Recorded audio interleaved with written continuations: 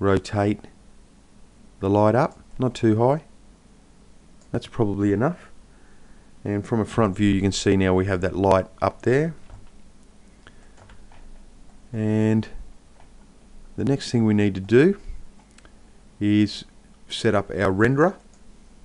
Now I'm using V-Ray in this exercise, but you don't need to use V-Ray. You can use whatever you want. The principles are exactly the same. So, and I'm not even going to be using any V-Ray material types. I will probably use a V-Ray map for reflection, only because V-Ray rendering doesn't particularly like ray tracing. But if you were using the equivalent for you when we start to get to any reflection maps is to use a ray trace reflection map. But yeah, V-Ray doesn't like ray trace reflection maps very much at all. So I've got my V-Ray renderer there set up. I'll move into the second tab in V-Ray, come down to the reflection refraction environment override, and by default it'll be empty. It'll look like that and they won't be ticked. So we'll tick the reflection refraction. We'll select, click on bitmap, and we're going to navigate to where we've stored our reflection map, and we'll go OK to that.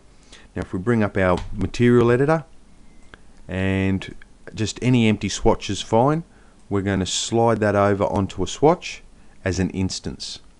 And that way, at the moment, you'll see that it's set up as a texture. We need it to be set up as an environment.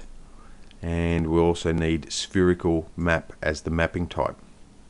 And that's all we need to do for the environment reflection.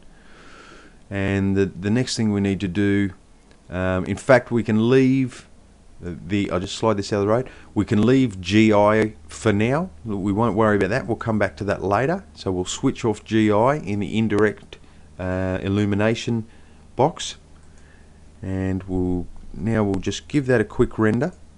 You'll see how that lighting's working, and so far not too bad.